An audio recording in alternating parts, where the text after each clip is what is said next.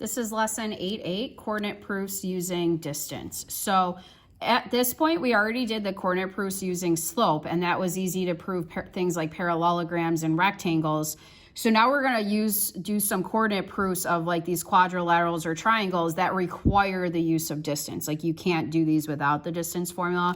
So as a review, I kind of put all your formulas right here for you guys in one spot. And then I kind of just wrote, when you're developing a coordinate proof, this is what you're supposed to do. So first off, you always use the graph that's provided. You want to get a visualization of what you're doing. So you want to draw and label the graph. Then it's nice on the actual exam if you start writing all your formulas. A coordinate proof has to use some sort of formula. They do allow you to do Pythagorean theorem instead of distance formula, but in terms of like if you have to find slope or midpoints, you have to use the formulas because it's a proof, like you're proving it with a formula. So that's very important. Then it says show all work. If you are using your graphic calculator, make sure you show your screen displays as part of your work. So we're not really doing, what they're saying is like, say you're finding midpoint and you do 3 plus 2 over 2, like you still have to show it in the formula. Like you have to show them what you're actually typing in to get an answer. And then at the end, you have to have some sort of concluding sentence that states what you have proven and why it would be true, okay? So on this front page, I showed you guys exactly how to prove certain things. So there's many, many ways to prove that something's a parallelogram. Like that one lesson we did, we only looked at one way to prove it. So you can easily show how opposite sides are parallel, and that would be with the slope formula. Okay, so that's back to the lesson in the beginning of the unit. If you also, another way you can prove it's a parallelogram is if you show that opposite sides are congruent with distance formulas, right? That's another way to prove it's a parallelogram. And then the other way is if you prove that one pair of opposite sides is both congruent and parallel. Okay, that what that one looks like is if you had some sort of parallelogram like this. If you show one side, opposite side is congruent and parallel, that forces it to be a parallelogram. Okay, so that's kind of a cool one. Now there is one more than that. I didn't put it on here because you don't ever really need to do it, but if you prove that diagonals bisect each other or cut each other in half, that's another way to prove it's a parallelogram, but that one's kind of a little bit more complex, so I don't really teach that way. It's just not really, it's not necessary. So then for this one, to prove it's a rhombus, if you guys remember what separates a rhombus from a parallelogram is the fact that it has all four sides congruent. So if it's a parallelogram and they say, oh, prove the following parallelogram is a rhombus, you're going to show the distance of all four sides are congruent with distance formula. Now to get that it is a rectangle, we did this already. So to prove it's a rectangle, you got to show that you have four right angles, okay? So you want adjacent sides to have negative reciprocal slopes, so they would be perpendicular and form those right angles. To prove it's a square, the square is actually the worst one because you got to do two different things. You have to prove that there are four right angles. So in other words, you have to show how the slopes of adjacent sides are negative reciprocal, so they're perpendicular and make right angles. And you also have to show that the sides are congruent with distance. So this one literally requires you to show all four slope formulas, all four distance formulas. So this is the worst one to get. Okay, so then to prove it's a trapezoid, we did this before, you only need one pair of opposite sides parallel. So that's with slope formula. To prove it's an isosceles trapezoid, you just have to show that you have one pair of opposite sides parallel like that. It's a regular trapezoid, but on top of that, you have to prove that the two non-parallel legs are congruent with the distance formula. So in other words, I mean, here's a little picture. If you show that it was a regular trapezoid, you just have to find the distances of this leg and show them how those are the same, okay? So to prove it's an isosceles triangle with the distance formula, you got to show how it has two congruent sides. And then, right, like, I mean, that's pretty self-explanatory. If you can show a distance that the two sides are the same, that's a way to prove it's an isosceles. To prove it's equilateral, you would want to show all three sides are congruent. To prove it's a right triangle, you want to have, and we did this before in the other lesson with slope, you just have to have two sides that have negative reciprocal slopes, so they would be perpendicular and form right angles where they intersect to form that right angle and that right triangle. Okay, so this is kind of, we're going to focus more on like the ones that do distance. So I kind of have the pictures already set for us here, so if you have to pause the video and graph those real quick. So for example 1 though, it says triangle WIN. So they want us to use coordinate geometry and prove why this triangle is an isosceles triangle and not an equilateral one, okay?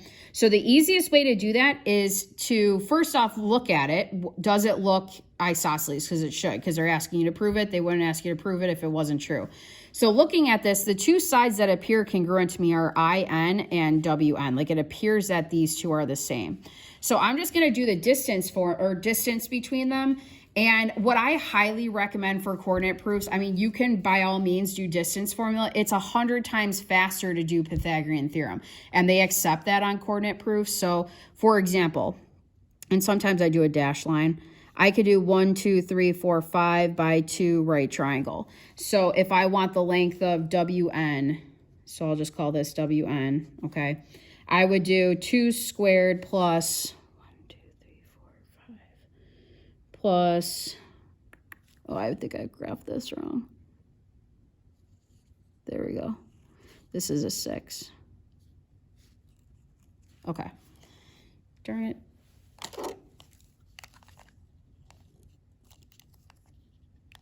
Corona's messing with my mind. Okay, there we go. Okay, so this length is 6, that's 2. So 2 squared plus 6 squared would equal whatever. I'm going to call it WN squared, okay, just because it's easier for me. So 2 squared plus 6 squared gives you 40, is WN squared, and then square root it.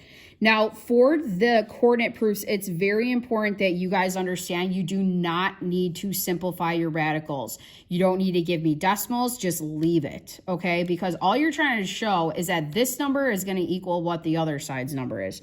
So then if I look at WI, and I find, like, and I box that one in as a right triangle, it ends up being, let's see, it ends up being 4 by 4. So wait, this one's probably not the one that's congruent. So, I mean, I guess it doesn't matter.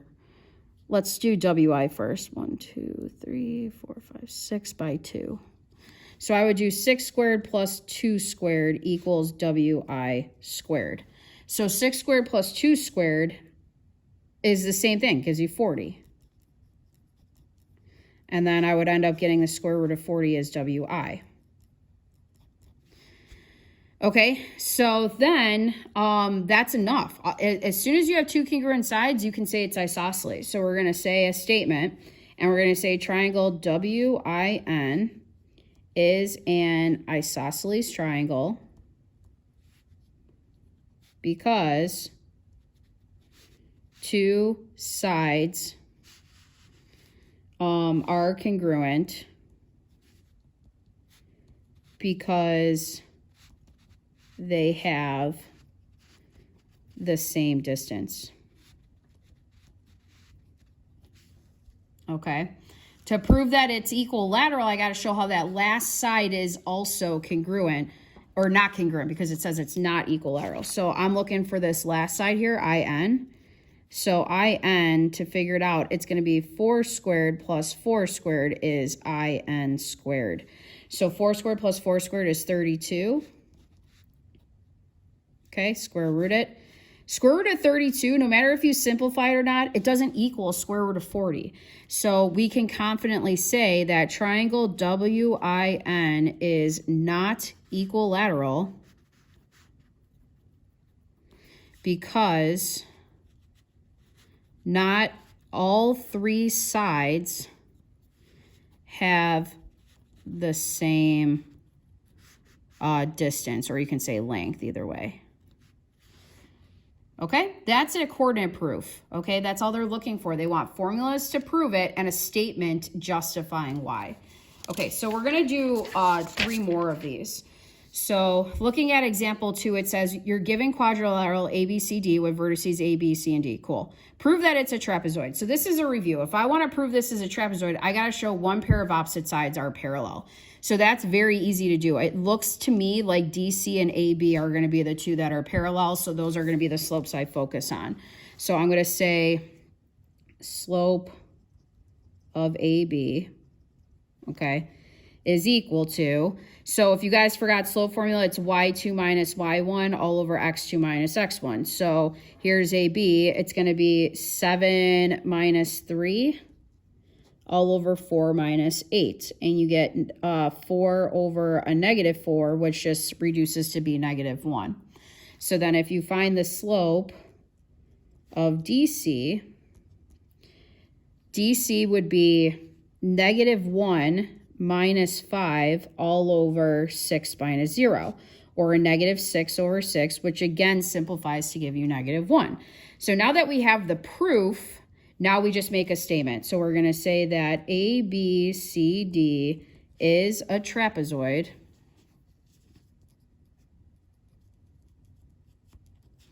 because one pair of opposite sides are parallel because their slopes are equal.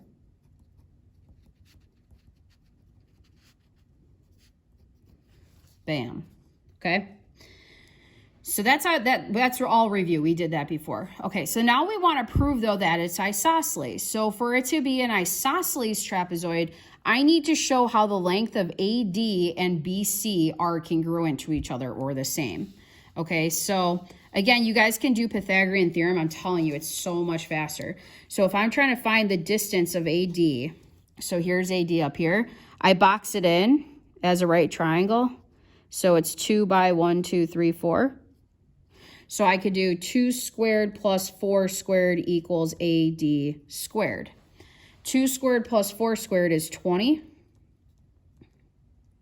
And if I square root that, I get square root of 20. And I'm, again, going to just leave it like that. Okay? So then you're going to figure out what is BC. So same thing. If I go, and a lot of you are going to be like, oh, well, what if the dimensions are the same? You still have to show it. Okay, they don't care if it's the exact same thing. They still want to see it. So and by the way, they do correct this as work as you guys actually drawing in the triangles in the picture. So 2 squared plus 4 squared would equal BC squared. And this gets kind of repetitive. You get 20 equals BC squared, square root it. You get the square root of 20 is BC. So now that we know that these two lengths or legs are the same length, we can now clearly say that it's an isosceles trapezoid. Okay, so that's my formal statement that I'm going to say is that ABCD is an isosceles trapezoid because the two non-parallel legs have the same distance,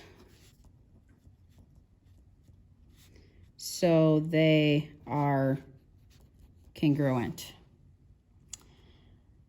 Okay. Isosceles. Okay, cool. Turn the page. Now this one's super weird. These are all Common Core, by the way. These are all taken from exams. So this one says you're given triangle ABC with vertices A, B, and C. I graphed it already for you guys. So it says AB has a midpoint D and BC has the midpoint E and AC has the midpoint F. So then they're talking about ADEF. So in other words, they're doing this on purpose because they want you guys to find the midpoints of these sides.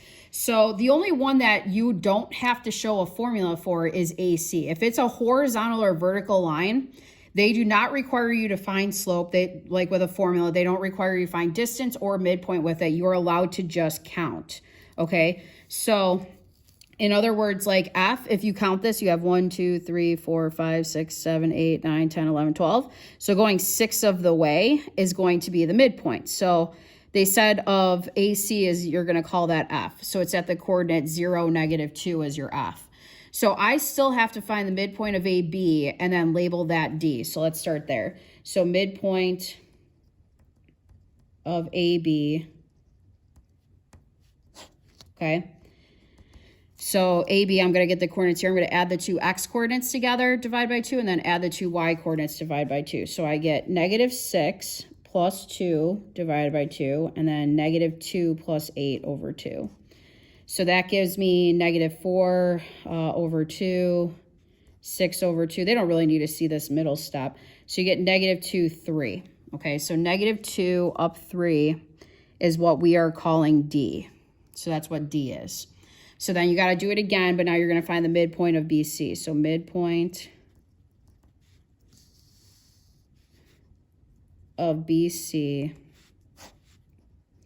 is going to be 2 plus 6 over 2, and then 8 plus a -2 over 2. And that gives you 8 over 2, 6 over 2, or 4/3. So if you go back up here, 4 up 3, label that E. Okay, so they're looking for this. They're looking for this. They don't need it on a horizontal or vertical line, though. So they want us to look at, and it's weird because it's like, why the heck give us the triangle? It's literally just making you do midpoint, okay? They want us to prove that ADEF, so ADEF, which is this right here, they want us to prove that that is a parallelogram. And then they want us to prove that it's not a rhombus. Okay, so in other words, I'm only looking at that shape right there. So the easiest way to prove that it's a parallelogram and a rhombus, because you got to think a rhombus, no matter what, you got to show how, if it's not one, that all the sides aren't the same length, okay? So in other words, you're going to be finding all distances anyways. So you don't need to do slope on this one. You can actually find all 4 distances and then take those distances and then make a statement, because as you remember, a new way to prove that it's a parallelogram is if you show opposite sides are congruent or have the same lengths, you can say that it is a parallelogram. Okay, so in other words, we're going to do all this with distance. So the first thing I'm going to do is I'm going to find the length of AD. So I'm going to box this in as a right triangle and go outside here. 1, 2, 3, 4, 5, 5, 4. Okay, so if I want AD, the length of it, AD is going to be 4 squared plus 5 squared is going to be equal to AD squared. So 4 squared plus 5 squared is 41 is AD squared. Square root both sides. I get that AD has a length of the square root of 41, whatever that is. So then I'm going to do the same thing for EF. So if I box that in, I have a 4 by 1, 2, 3, 4, 5 again. So it's 4 squared plus 5 squared is EF squared, or 41 is EF squared. It's kind of annoying, but you just got to do it anyways. Okay, there you go. So I definitely know one pair of opposite sides is congruent. Now, this is the cool part. Like I was saying before, they do not require you to show a formula for horizontal or vertical distances on the graph, because you can literally just count it. So if you count AF out, it's 1, 2, 3, 4, 5, 6. And then if you count DE out, you get 6 as well. So what they do want you to write when you do count it is you just say DE and AF are 6 by counting, okay? Which is cool, okay? So if, in other words though, if one pair of opposite sides was 6, the other pair was square root of 41, it's obviously not a rhombus, but it is a parallelogram. So we're gonna make 2 statements down here based on what we found with our formulas. So we're gonna say ADEF is a parallelogram because both pairs of opposite sides have equal slopes, so they have, equal distances.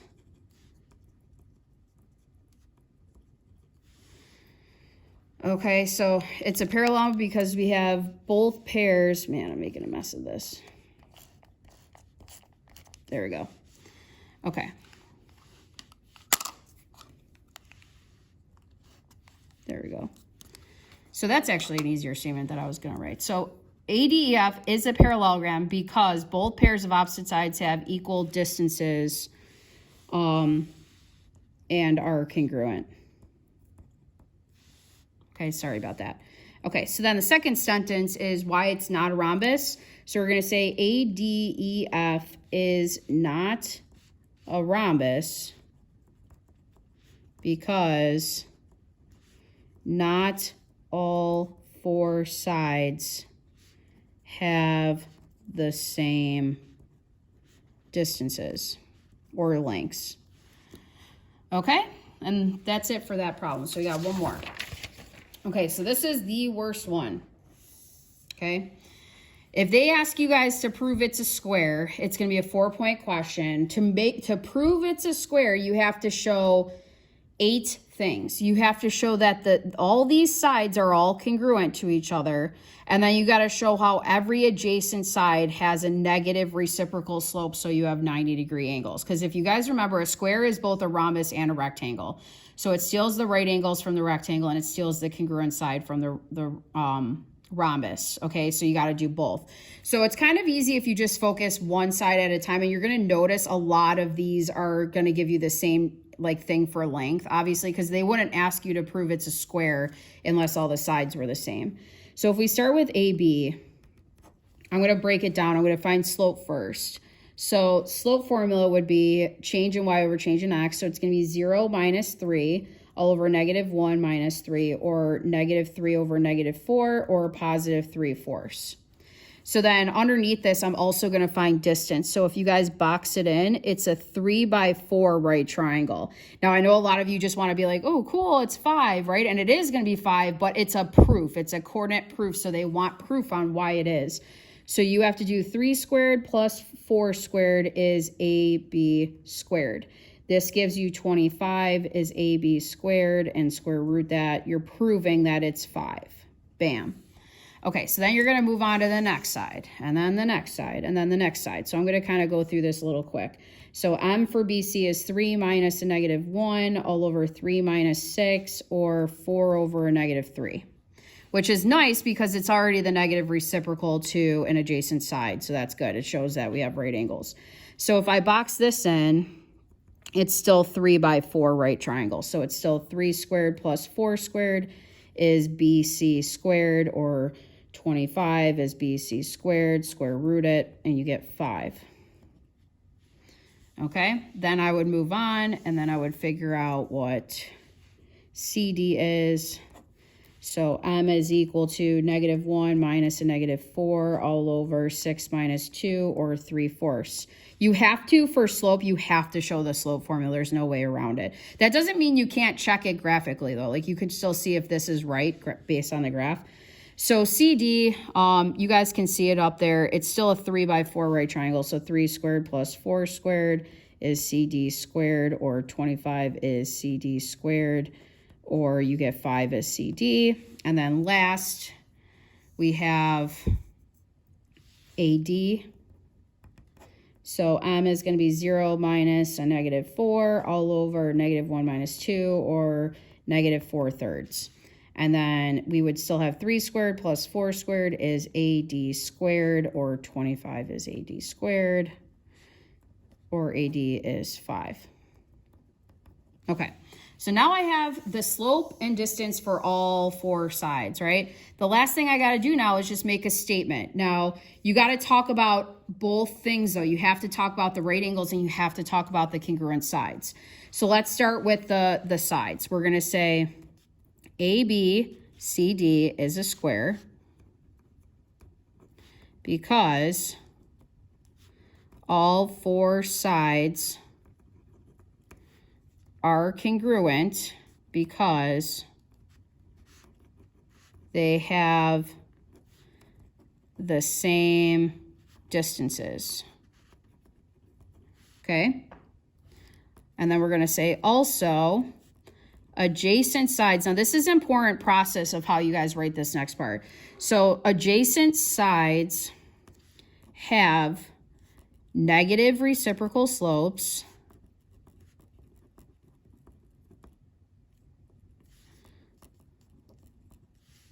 so they are perpendicular and form right angles. And I think that's it, okay? Also, adjacent sides have negative reciprocal slopes, so they are perpendicular and form right angles. Bam, okay? So this is probably as hard as it gets, is this one, because it just requires you to do all 8 things, like 4 slopes, 4 distances, and then, technically a statement that had 2 things that you were talking about. Okay, so that's it for this lesson, guys. Thank you.